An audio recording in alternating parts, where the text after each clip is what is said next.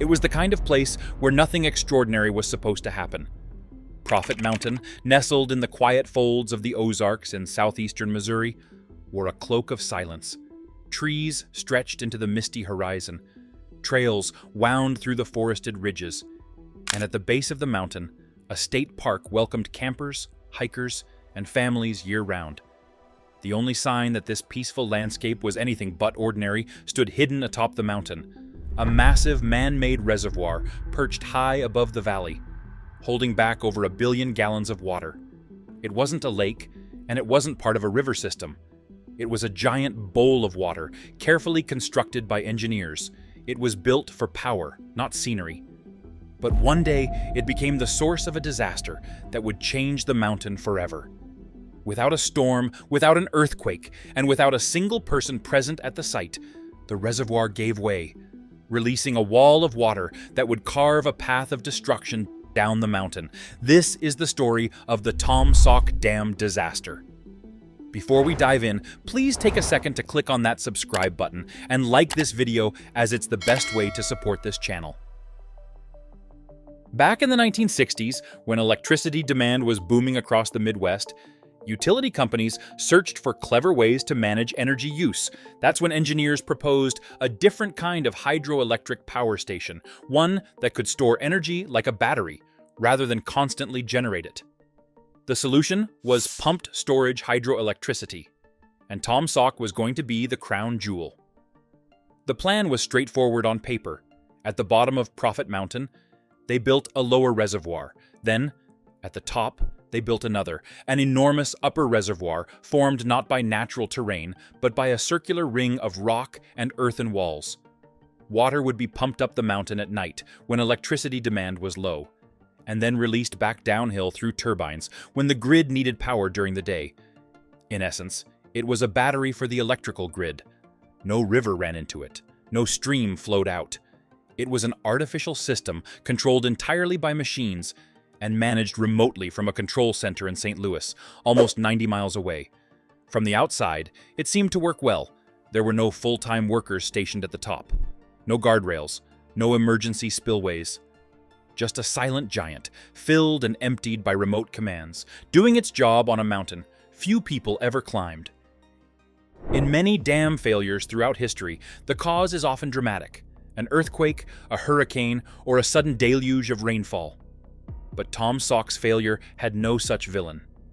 On December 14, 2005, the weather was calm, the stars still visible overhead. What took place that morning was quieter and more insidious, a slow, invisible march of human error and technological blindness. For weeks leading up to the disaster, the upper reservoir had been operating without its key sensors. The electronic devices meant to monitor the water level had failed. Instead of replacing them or sending someone to check the reservoir, operators chose to rely on a guess: how long it normally took to fill. That guess would prove fatal. In the hours before dawn, the pumps continued to work long past when they should have stopped. Water rose higher and higher inside the artificial basin, inching toward the crest of the earthen wall. But no alarms rang. No red lights flashed. The system, blind and obedient, kept pumping. At around 5:12 a.m., the water breached the rim, spilling over the edge of the embankment in a deadly curtain. The dike, made of rock and compacted earth, was never designed to handle overtopping. With nothing to stop the flow, the downhill face of the wall began to erode. Within moments, the pressure was too great. A massive 700-foot-long section of the reservoir's rim collapsed. And then, over 1.3 billion gallons of water, roughly the volume of 2,000 Olympic-sized swimming pools, burst free and charged down the slope. Trees snapped like matchsticks. Rocks the size of cars were tossed aside. Trails vanished beneath the rushing torrent. At the foot of the mountain, Johnson's Shut-ins State Park stood directly in the path of the flood. Inside a modest home within the park superintendent lay asleep with his wife and 3 young children. Their house nestled comfortably in the woods, but nothing could prepare them for what came next. The water hit with explosive force, lifting their home off its foundation like a toy boat in a current. The family was thrown into the chaos, torn apart by the surge. For long, agonizing minutes, there was only noise and darkness. And then, astonishingly, they were alive, drenched, injured, but breathing. All 5 members of the family were rescued. Later, emergency responders would describe their survival as miraculous. Had the flood occurred an hour later, when the park was beginning to stir with early hikers and visitors, the death toll could have been unimaginable. As the sun rose that morning, helicopters began to circle overhead. What they saw was surreal. A massive gash now cut through Proffit Mountain, where the water had carved its path. The landscape looked as if it had been hit by a bomb. Trees were flattened in precise rows. Rivers of mud streaked the hillside.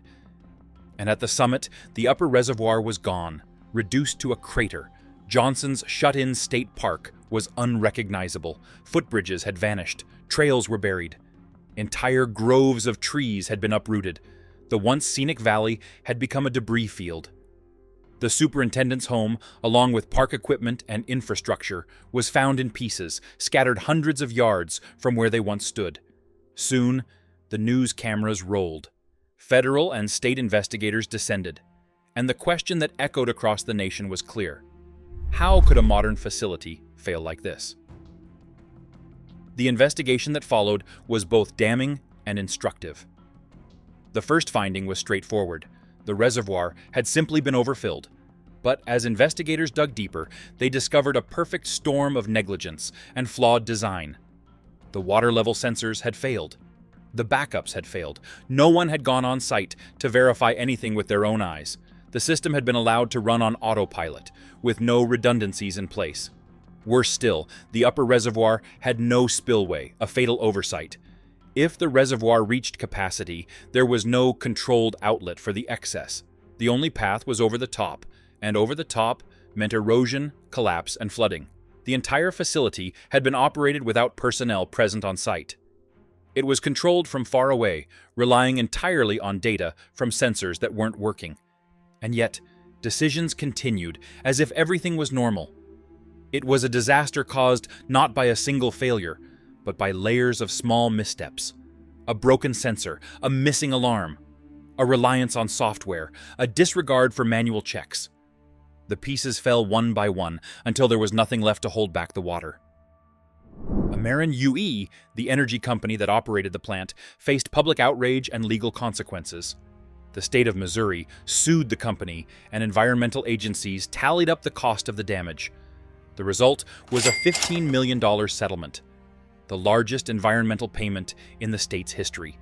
That money went toward rebuilding Johnson's shut-ins, restoring the mountain's ecology, and establishing new safety protocols for energy infrastructure. At the same time, Ameren began planning the future of the Taum Sauk facility. If they were to continue operations, they would have to rebuild, and rebuild better. In 2010, after 5 years of engineering and construction, a new upper reservoir stood atop Proffit Mountain. This time, it was made of roller-compacted concrete, a far stronger material than earth or rock fill. The new design included multiple spillways, redundant sensors, and 24/7 on-site staff. It wasn't just a rebuild, it was a reinvention. Engineers called it one of the safest hydroelectric storage systems in the country. What once had been hidden among the trees was now built to be seen, inspected, and trusted. Lessons from the past were embedded into every concrete layer, every pressure gauge, every check and recheck of the system. And while the power station resumed its work of storing and generating electricity, the mountain itself never looked the same. The scar remained visible, a long, bare wound on the hillside, slowly healing with time, grass, and effort. It took years to bring it back the park. In 2009, the park reopened to the public with new facilities and educational signs that told the story of the flood. Visitors today can hike to an overlook where they can see the path the water carved in 2005. They can read about the disaster and reflect on how fragile even the most carefully planned systems can be. The mountain, once scarred, now holds both beauty and memory. And in its slopes lies a story of engineering, error, survival, and the enduring power of second chances.